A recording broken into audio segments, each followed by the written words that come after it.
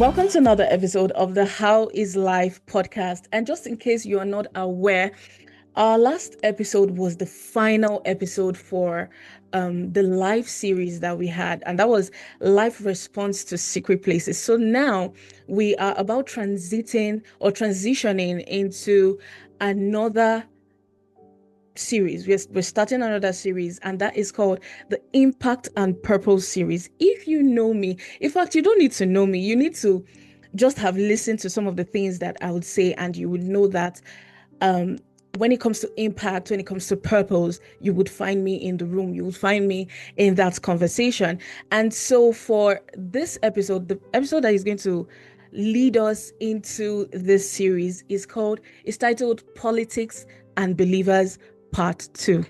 And so if you've been following the podcast for like the past season or two, you'd be wondering when exactly did part 1 happen?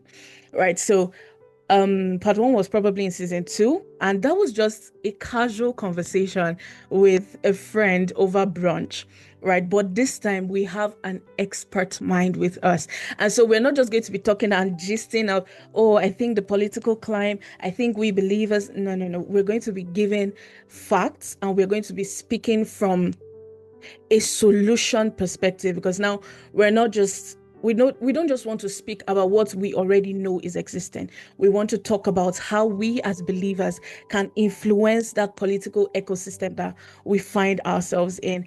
And today I have with me none other than the amazing Mr. Alex Adekunle James. He's going to take us through this episode. So get ready, get set for us to get going. All right. Welcome back, Mr. Alex. Thank you so much for being here today. It's an honor for you to be here with us. Thank you so much. I'm also glad to be here. I have a special, above normal respect when I see um, initiatives that run consistently over time. I think you've been there and you've continued to do this, and Yeah. I really respect you, what you do, and I really enjoy how is life. I enjoy all of the things that you do. So well done with a good job, and I'm so happy to be here. Thank you so much, sir. And he is the founder of RID Nigeria. In fact, this is like giving you snippets into what went on in my mind, right? When I went through your website, I was like, it would take some kind of grit, it would take some kind of audacity to be able to establish something like this in Nigeria.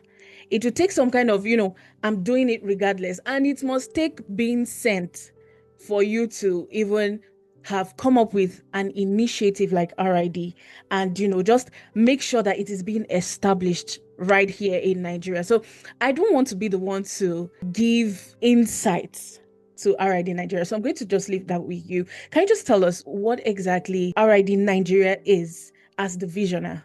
All right, thank you very much. RID Nigeria, first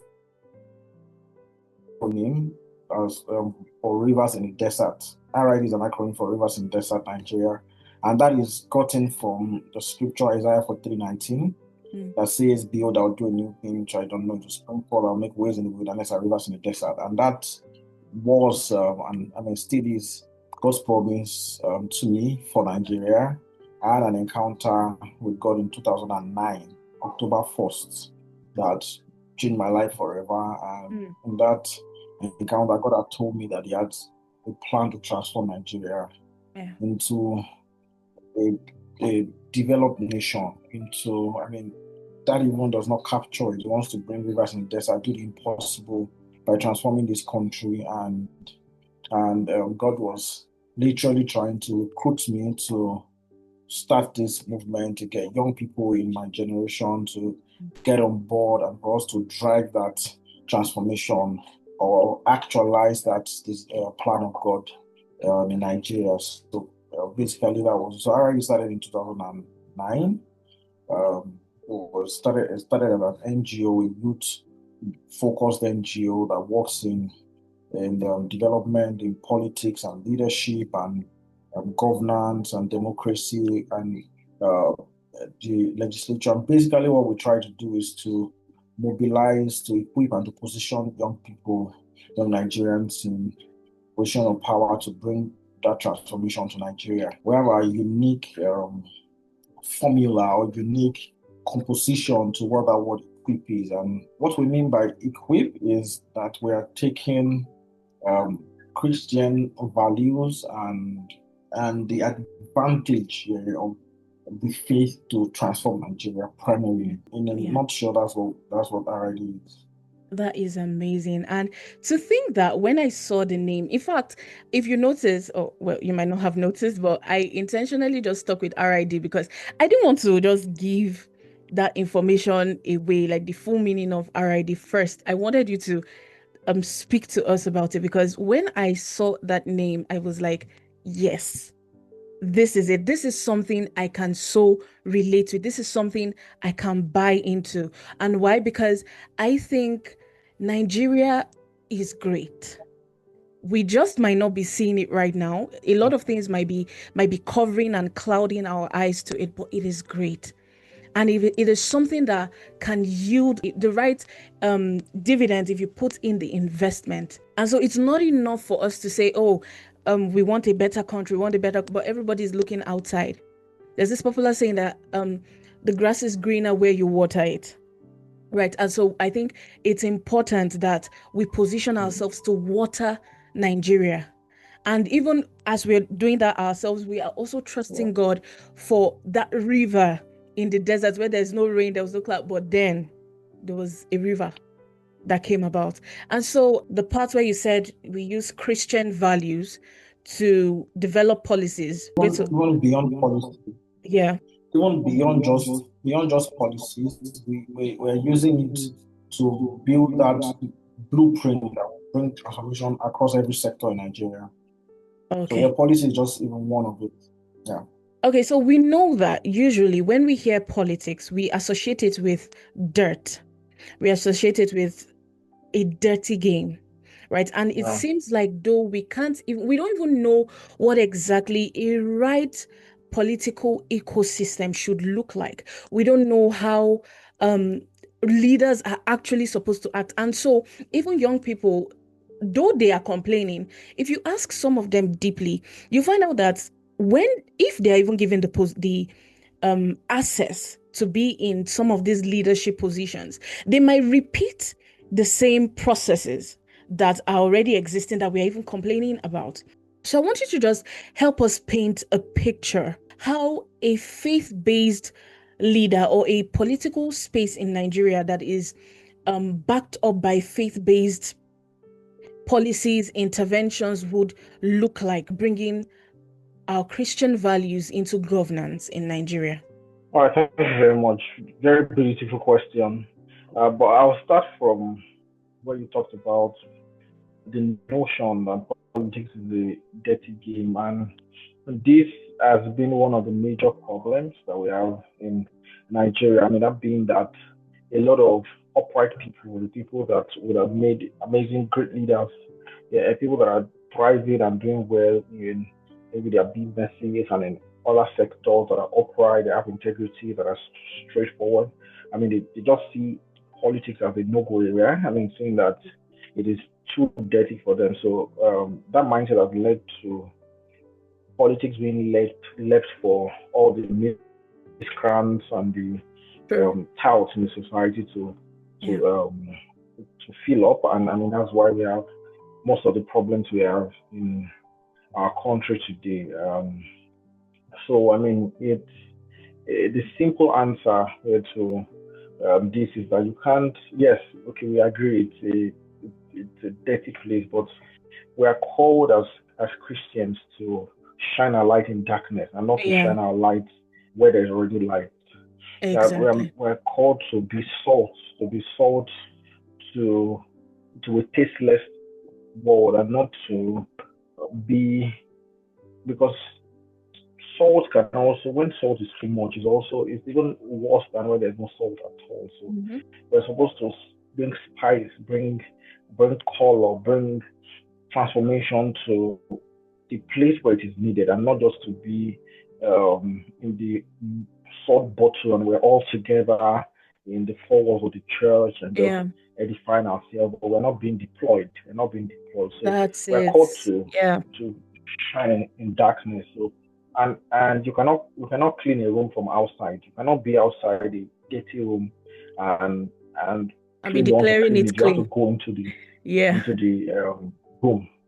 You have to go into the room, step in, and then clean from inside. So um, yeah, that simply just justifies that. So if you believe that you're called to solve a problem um, for God here, you can. It's almost impossible to do it without politics. A lot of Christians don't realize that this is as much a calling as any other calling that that there is um, from scripture. This is a mandate and assignment that have been given by God, and for our ultimate call, which is to bring uh, people to salvation. This is a catalyst, which I yes, would explain it. I'll come back to explain how that this is a catalyst, which is something that even makes that. It's reflected in the Bible, but before I come to explain that, I want to explain how it's a calling. The scripture, Matthew 15, where with Matthew 5, verse 13, that is where the salt of the earth and the light of the world. Um, what in itself, one of the functions of salt is preservation. yeah, Yeah, as we know, to our great grandparents would do better. Yeah, how that when, for example, when our forefathers wanted to take long footage, they would have meat and then they'll put salt on it to preserve it. There was no refrigerator or anything of such, but salt was their go-to for preservation and to hold back corruption, yeah, from engulfing the meat or whatever they're trying to preserve. And that speaks to our presence on earth as Christians, supposed to hold back the corruption of the devil. We know how in Revelation Bible talks about when in the coming of Christ and when Christians are taken away from the earth, then corruption will go essential, when things have been taken up, the world is going to go all the high and corruption reaches the highest level. But so far, we are still present in the world. We're supposed to hold back corruption, and political corruption is definitely a kind of corruption that we're supposed to hold back. We're supposed to hold that big. We're supposed to push it back out of our society. But if we refuse to do something, corruption grows. It continues to eat deeper and deeper into yes, the society, into our culture. And so the calling for us as Christians to hold corruption at bay. And but a lot of us Christians don't seem to understand this. I sometimes what was maybe some 5 years ago, I was invited to speak to a group of students. So they had done this, it was the career fair or something like that. And they had brought professionals from different sectors. They brought somebody in tech, they brought somebody in agri, they brought somebody in the medical field, they brought somebody in the law field, and they brought me to speak to the I think secondary school students that were about to go into the university, and they wanted to yeah, speak on politics. And then after the general session, and they asked the students to break out the every sub what's it called now class was filled up, but nobody came to politics. Not a single student. And then oh uh, God, most of the other subgroup would have 20 yeah, to 30 because it was a large event. mm. And the organizer just came and told me that don't worry, when everybody come back, then you'll speak to the whole house. And then one of the things that I know then realize that I know that you think that politics is not so important or is not an attractive career, but what you what you fail to realize is that there's a whatever you choose to do, yeah, politics is that driver, is that Yeah. The determinant for how successful you can be in any field. So spend you can spend 7 years studying medicine and come and the minute you come out to practice, one politician that did not go to school at all, that finished from secondary school, can put a ban on Yes. practicing medicine. Say now it's that 14 years, go back to Mm, school. And there is nothing you can do. You just have to do it. Okay, let's true. say that 14 years, just go back to school and learn again. Or for example, just say come up with any bill, anything whatsoever. And people don't know the amount of power that the government carries to get to the peak of your career. I mean, the peak of any career is to join politics so that you now become a policymaker for your sector. You now determine what your sector should look like. You pass Yeah. it, build emotion, you set operational guideline, both from studies to practice. That's the peak of any career. I was saying before the line went off that politics is so important that the government, people underestimate the government that they are not even born. They are not even known to be recognized to be born if the government are not giving you a certificate to say, well, this is your Yes. birth certificate.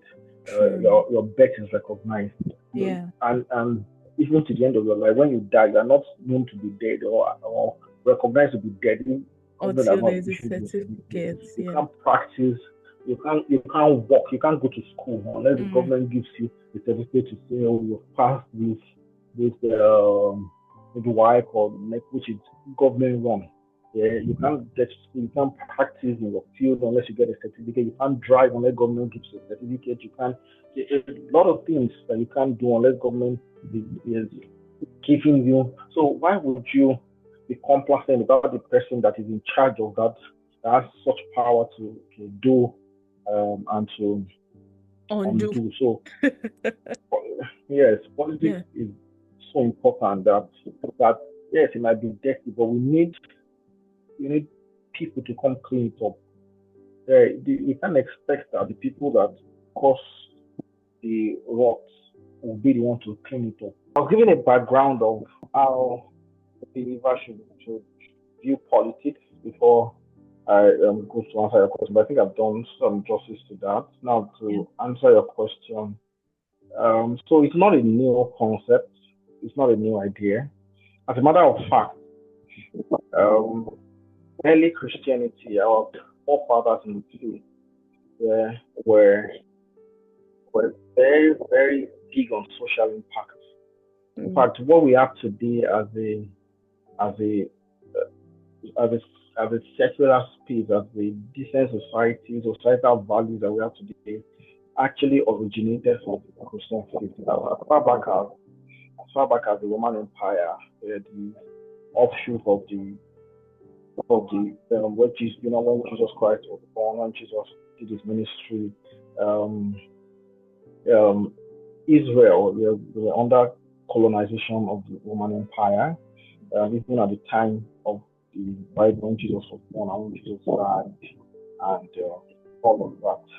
And see that if we study history or even get some um, inference from scriptures, the Roman Empire used to be a very barbaric place where yeah. they would I mean if you even see how all their disciples of Jesus how they died, some of them were boiled, True. in hot oil, uh, crucified upside down, and I mean terrible things. They had a very got a group of give birth and they don't like the gender of the child, they just throw the child on the Yes. roadside. People were, I mean, just for sports, for entertainment, they put slaves and bring lions out To chase them. from and celebrate as the lion will tear an human being to pieces. That's what the tale goes. When the Emperor Constantine came and made Christianity the order of the day and legislated it as the religion that should be enforced and practiced by the state, everything changed. Decency came, normal Christian values now came to become the, the value of the country, I mean, of the region, of the empire at the time. And we saw how that even translated to Europe and to the United States, and even the formation of politics. So politics, democracy, for example, started from Athens in Greece. In Started from Greece. Greece. Okay. As a matter of fact, most of the Ivy League institutions, we have like Harvard, University, Cambridge, all were started by Christians. As a matter of fact, Oh, Harvard wow. Good to was know. started out as a yes, Harvard started out as a it was done by a pastor, and it was supposed to be a school trained pastors, Oh, and then wow. they widened their scope to teach science and all of that. Same with Cambridge, same with University of France. Most of the Ivy League universities we have today was started by the church in the bid to educate the populace. So all of what we even have as the foundation for education started from the Christian faith, and I can go on and on from sector to sector how that all of what we have in society today originated from the faith.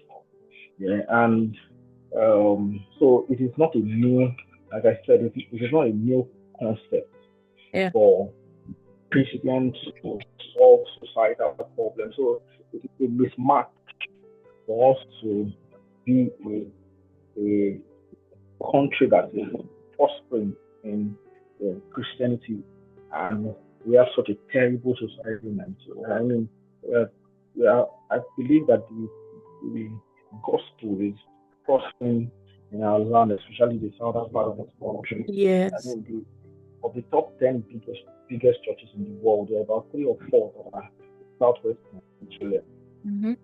Yeah, and the list of the world richest minister or the biggest auditorium, you will see a lot of Nigerian churches popping up. We have one of the largest chunk of Christians in country within Nigeria. So if we are prospering this much in this, it is a mismatch that we have such a terrible society. Down the line, we see how that after the Great Commission, the upper room, and then people started to go out in twos to preach, to go into different villages. They went in twos to preach, knock on door to door. But there was somebody else that the strategy was not door to door, and that apostle. The strategy was to use policies and governance to bring for viral conversion. And how was that? Apostle was rather than going from door to door, he was preaching to kings and to emperors. Yes. So they will arrest him, and then the emperor will say, "Bring him out from the cell. Let him come and talk to me about that thing he was saying." And then he would talk and take him to another emperor to preach. And then ultimately he said he insisted that he has to go to the Roman, what's it called?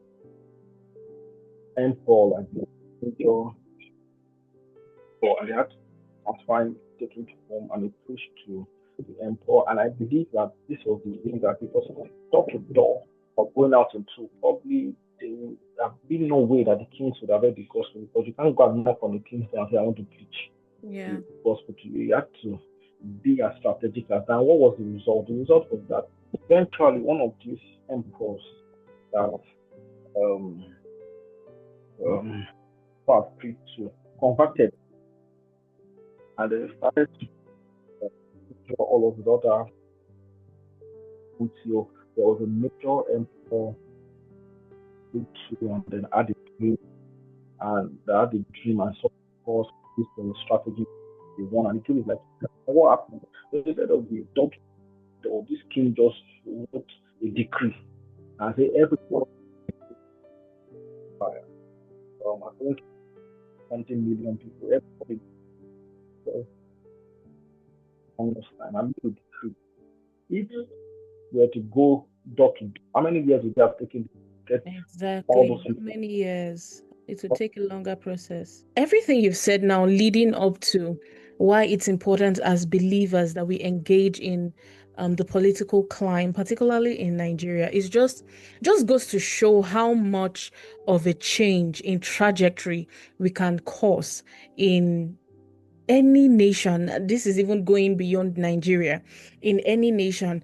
And so while we've even now established why we need to have believers in the political space, I think we also need to address how important it is for young people. Because while we know I think we've come from the general, so we can streamline a bit now to young people. So now we know that we are about probably 60% of Nigerians, that of the total population of Nigeria, that is under 30. Firstly, what can they do to impact the system? Secondly, how can they even enter into the system? Because it seems so vague, it seems so beyond reach when we talk about the political space. It just seems like, oh, we're supposed to be, just know that there are some leaders. Maybe it's just politics is just for a selected few, right? So how can they even enter into the spaces of leadership in the nation? A very, very important and beautiful question. So this question you asked me, took me from 2-3 years so Wow. far to find the answer to it. Yeah. And it encapsulated in a book that I did last year, that I launched last year. It was a big project. I co-authored it with the most social advisor, the president of political matters, at the time, the president Buhari, and the book, just was an answer to that question. How can young people? Because I've seen a lot of pattern of young people wanting to participate, but for some reason they all just feel. See young people that would come from abroad, bring their money, they will spend so much and then fail. And all the books I could see, almost all the book I saw was from like it's also interesting that even though the young grown up office and studio, right? You see something like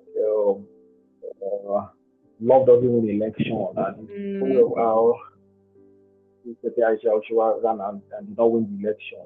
Yeah. Audacity to run.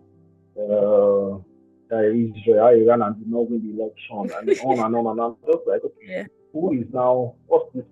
We need to crack this. Yeah. And then we embarked on this journey.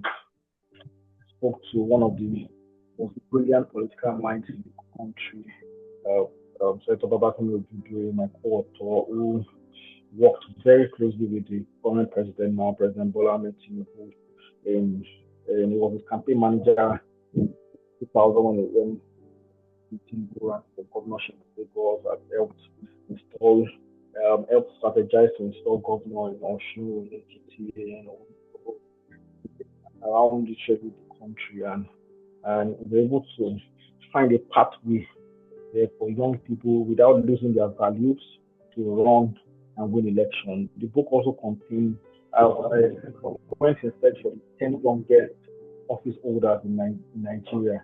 We have people that ran for office and won that were in their 20s at the time that I interviewed in their early 30s. So I found the 10 youngest politicians, interviewed all of them, and then they shared their story of how they, first of all, even developed the interest, what they did, how to run, and how they won.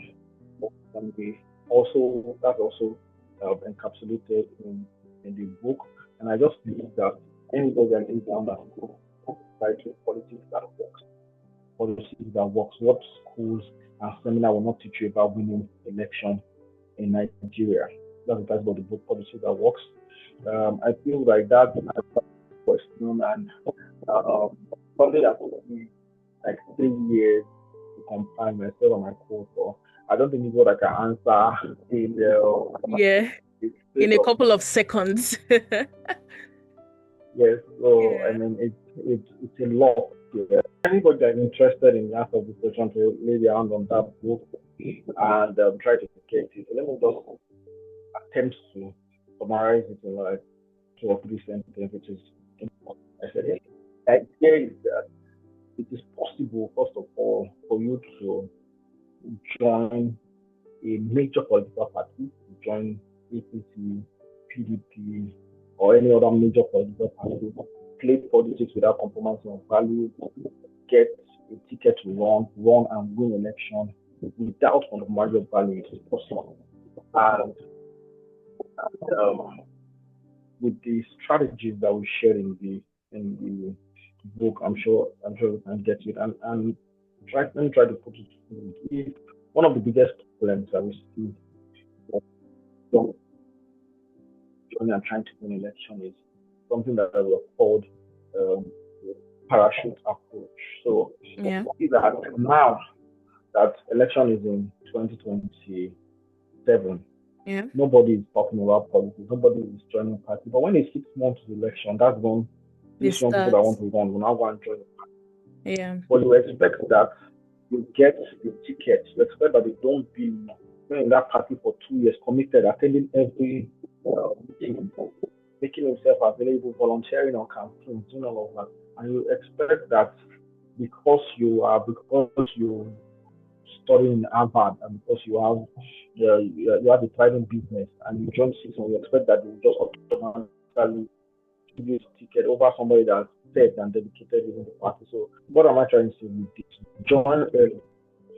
Join the party. Get yourself. Let them know you. Let them use to you. Let them find you resourceful. Let them consider you helpful. Yeah. And then when it's your time, it's just like politics.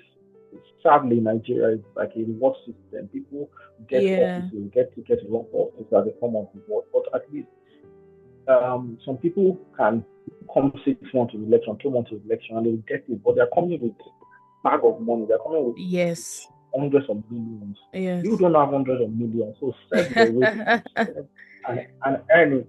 Yeah. And earn it. Let them know that this boy has been this with us. person, has been committed to the party. They have to get one on the platform of the party. And then many more tips and wisdom. But let me just talk about this. Okay, so I think one major thing that we should pick up from this particular question that I asked is that you need to get the book Policy That Works. That is very important because I think I need to lay my hands on it. Someone that is very interested in the political climate in Nigeria. It's funny how I have like pieces of information here and there, but no solid structural information as to, first of all, how to start. What exactly do we need to do? So I think that's the first thing. So first up, to you listening to this, get the book. For the sake of time, because we just have a couple of minutes to go, we'll just ask this last question and then we'll just call it an episode. And I would like you to know that, yes, we're not releasing full-blown seminar on or workshop as to how a believer can interact with politics or the political climate in their nation, but this is like an intro, right? I have a surprise at the end of this, but then let me just ask my last question before I get to that. So now we know that, okay, this is how we can enter into this system, right? Into this political ecosystem. So it's also important to have the right mentorship associations or mentorship societies, communities that we can be a part of, platforms or movements that we can be a part of that can guide our journey into the political space. So, and I believe that RID Nigeria is one of that platforms. So can you tell us how exactly, first of all, what it is that we will get joining RID and how to join it, how to join the platform? All right, thank you very much for this question. So we have several multiple initiatives. We're currently working on we're currently running the second cohort of the Center for Faith-Based Policy course. So we have a course that we're doing Christian values and public policy. It's a technical course where we train Christians on how to draft legislative bills and motion and write position papers, how to advocate for bills to be passed into law, to be removed from law, how to lobby for views, and we also have a podcast, the Bible Perspective on Societal Matters podcast under that. So right now we are running the second cohort. Registration has just recently closed, and we're starting this Friday. Oh, wow. The 30th of May, having our first class, and it's a 10 weeks program. And I mean, we did the first cohort last year, and it was a tremendous success. So we also looking to start something that we call Politics and Jollof very soon. It is the Politics and Jollof. It's a casual evening gathering. We meet once a month, where we just have Christians that are interested in to just come sit down, discuss politics and the way forward for Nigeria. We do like a fellowship. We are going to give more details. Just to follow us on our social media, check our website for more details. We have another program, CSI Aid, where we give grants to Christian-based initiatives that is trying to solve a societal problem in Nigeria. So just check us out on Instagram. We have a mentorship platform for people that want to run for offices in 3 circles in 2027, 2031, 2035.